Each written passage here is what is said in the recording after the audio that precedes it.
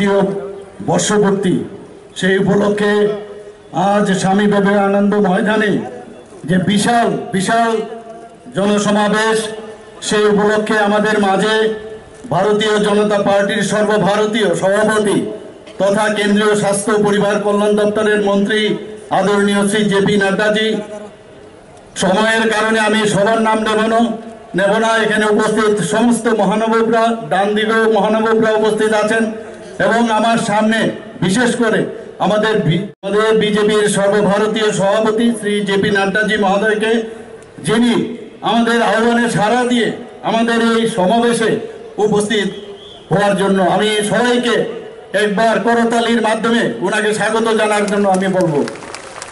আমি ধন্যবাদ দিতে চাই আমাদের দেশের যশস্বী প্রধানমন্ত্রী শ্রী নরেন্দ্র মোদীজিকে, যার মার্গদর্শনে আমরা ত্রিপুরা সরকার কাজ করে যাচ্ছি। এখানে আমি ধন্যবাদ দিতে চাই আমাদের দেশের মাননীয় গৃহমন্ত্রীজি, যিনি সময় সময় ওনার কাছ থেকে আমরা দিক নির্দেশিকা আমরা পাই।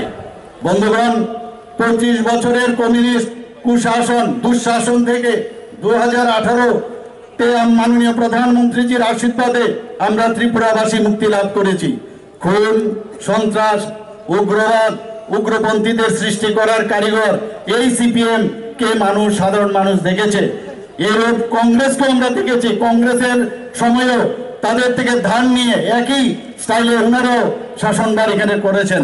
চাকরির কেলেঙ্কারি, স্বজন পোষণ, ব্লকের দুর্নীতি, স্কুল কলেজে গুন্ডাগিরি, অফিস কাছারিতে আন্দোলনের নামে গুন্ডাগিরি। ওরা আদালত মানে না, ওরা বিচার মানে না। কিছুদিন আগে অদ্ভুত লাগলো আমার কাছে, আপনারা নিশ্চয়ই শুনেছেন যে মাননীয় কোর্টের নির্দেশে বিলুনিয়াতে ওদের 3 নেতাকে জেলে যেতে হয়েছে, কিন্তু ওনারা কি বলছেন, ওনারা কোনো দোষ করেননি। অদ্ভুত এই অবস্থা। এর আগে আমরা দেখেছি ওনাদের এক নেতা যিনি এমপি ছিলেন, থানা থেকে ওনাদের দোষী সাব্যস্ত ক্যাডারকে জোর করে বের করে নেওয়ার সেই বন্দোবস্ত ওরা করেছিল। আজ ওরা গণতন্ত্রের কথাই বলেন। কোথায় ছিল গণতন্ত্র? 2 সাংবাদিক বন্ধুকে ওনাদের সময়ে হত্যা করা হয়েছিল, এখনো বিচার চলছে। আমি নিশ্চিত যে আগামী দিন যারা এই সংগঠিত যে খুন করেছে তার বিচার নিশ্চয়ই হবে। সিবিআই কাজ করছে, আমি আশা করছি সেটা খুব শিগগিরই তাদের যারা এই খুনের সাথে যুক্ত ছিল তাদেরকে পুলিশ ধরবে। আমি ওনাদের সমস্ত সময়ে সমস্ত বিচার ওনারা পাননি। ত্রিপুরা হত্যালীলা বহু সংগঠিত করেছিল, সেটা সবার জানা। অগ্নিসংযোগ, দর্শন, কোনো বিচার তৎকালীন সময়ে আমরা পাইনি। ওনাদের সময় 80 দাঙ্গা আমাদের সংগঠিত হয়েছিল, আমরা সবাই জানি। এখনো আমাদের চিন্তা এখনো তরতাজা এই ঘটনা আমাদের কাছে আছে। মানুষকে ওরা মানুষ বলে গণ্য করতো না বন্ধুগণ। গোয়েবংশীয় কায়দায় এখনো ওরা মিথ্যাকে বারবার বলে ওরা চেষ্টা করছে, এবং ওদের যে পার্টি সেখানে কিন্তু এই মিথ্যা বলার গোয়েবংশীয় কায়দার একটা কারখানা। গত বাজেট আপনারা সবাই জানেন প্রায় দ্বিগুণ হয়েছে। 2024-25 অর্থ বছরে বাজেটের আমাদের যেটা আমরা রাখা হয়েছিল 7,800 কোটি টাকা। এর জন্য ইনফ্রাস্ট্রাকচার ডেভেলপমেন্টের জন্য আমরা 7,000 কোটি টাকা রেখেছি। ইনফ্রাস্ট্রাকচার যদি ডেভেলপমেন্ট না হয় তাহলে কোনো অবস্থায় বাইরের থেকে ইনভেস্টাররা আসবে না, বা পার্মানেন্ট কোনো যে ইনভেস্ট করার পরে যে পার্মানেন্ট যে স্ট্রাকচার সেটা যদি না থাকে তাহলে অর্থনীতিরও সমৃদ্ধি হবে না। আমাদের বর্তমানে মাথাপিছু গড় হাই প্রায় দ্বিগুণ হয়েছে। 2017-18-তে ছিল 1,444,000 টাকা, 2023-24-এ 1,77,723 টাকা হয়েছে বন্ধুগণ। জিএসডিপির কথা যদি বলি, 2013-14-তে ছিল মাত্র 25.5 কোটি, আর 2023-24-তে আমাদের এখানে এখন যে জিএসডিপি বেড়ে 82,000 কোটি হয়েছে। বিরোধীদের সমস্ত চক্রান্তকে অতিক্রম করে রাজ্যে এখন শান্তি প্রতিষ্ঠিত হয়েছে বন্ধুগণ। আইন শৃঙ্খলার উন্নতি হয়েছে। এনসিআরবির যে রিসেন্ট আমাদের যে রিপোর্ট, তাতে দেখা গেছে নিচের দিক থেকে, আমি সব জায়গায় সবসময় সেটা বলি, 3য় স্থানে রয়েছে। মহিলাদের ক্ষেত্রে নিচের দিকে 8ম স্থানে আমাদের রয়েছে। প্রভূত যোগাযোগ ব্যবস্থার উন্নতি হয়েছে। আমাদের মাননীয় প্রধানমন্ত্রীজি এবং আমাদের মাননীয় গৃহমন্ত্রীজি বারবার বলছেন যে নর্থ ইস্ট যদি ডেভেলপ না হয় তাহলে ভারতও কিন্তু ডেভেলপ হবে না। এবং সেই বিষয়ে 12টার মতো অ্যাকর্ড হয়েছে। আজকে নর্থ ইস্টার্ন জোনে শান্তি প্রতিষ্ঠিত হয়েছে। কিছুদিন আগেও আমাদের এখানে যারা এনএলএফটি এবং এটিটিএফ এর অস্ত্র সেই অ্যাকর্ডের কারণে তারা সারেন্ডার করেছে। এখন আমরা বলতে পারি যে ত্রিপুরা এখন মানে টেররিস্ট মুক্ত ত্রিপুরা, সেটা আমরা দাবি করতে পারি বন্ধুগণ। এখন চারিদিকে যে হীরা মডেল আমাদের মাননীয় প্রধানমন্ত্রীজি বলেছেন যে আমি হীরা মডেল দিব 2018 আগে, এবং সেই অনুযায়ী যেমন বলা তেমন মানে সেটা করেছেন উনি।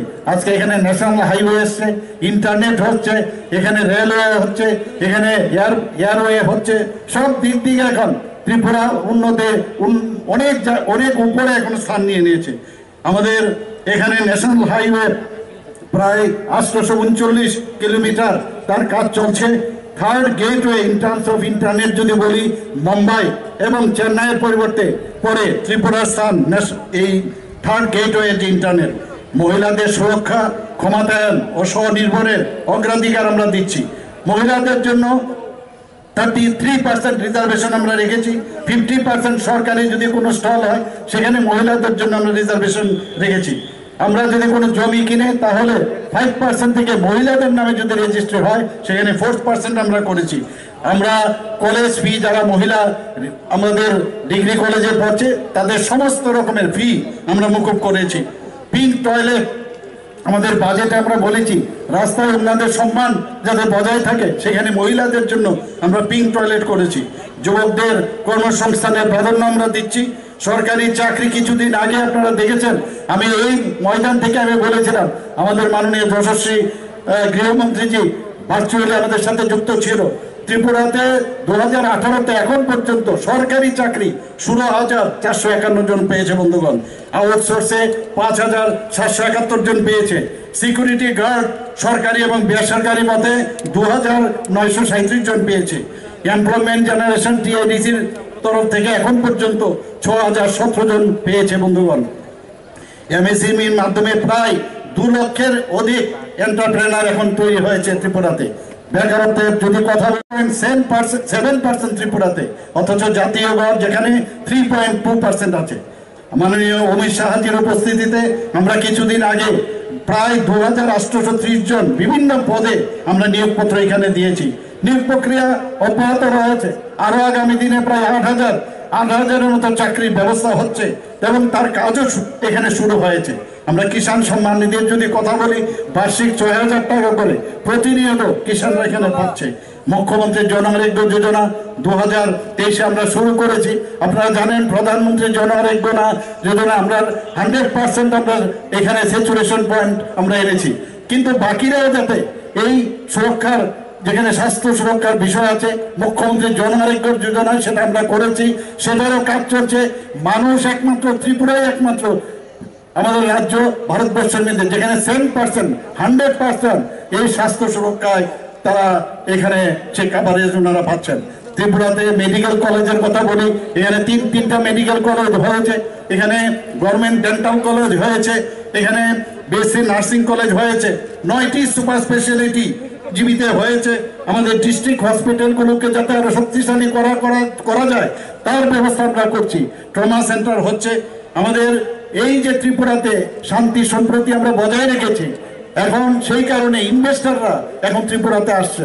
কিছুদিন আগেও আপনারা দেখেছেন যে ত্রিপুরাতে যখন আমরা ইনভেস্টর মিট করি, ডেস্টিনেশন ত্রিপুরা, প্রায় প্রচুর যারা ইনভেস্টর এখানে এসছেন, 887 জনের মতো ইনভেস্টর এসছেন এবং তাতে করে আমাদের এখানে 3,700 কোটি টাকার মূল ওনারা করেছেন বন্ধুগণ।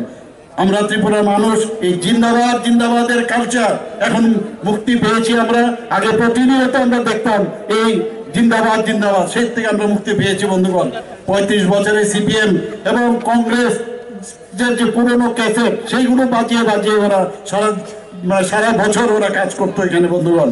আমি আশা করি কংগ্রেস নেতাদের যে মায়েদের ইজ্জত লুণ্ঠনকারীদের এবং খুনিদের কাছে ক্ষমতার লোভে যে সব বিক্রি করে দিয়েছে, ওনারা বোঝা উচিত যে ওদের সাথে না থাকাটাই সবচেয়ে বাঞ্ছনীয়। মানুষ তাদেরকে কোনো অবস্থায় গ্রহণ করবে না বন্ধুগণ।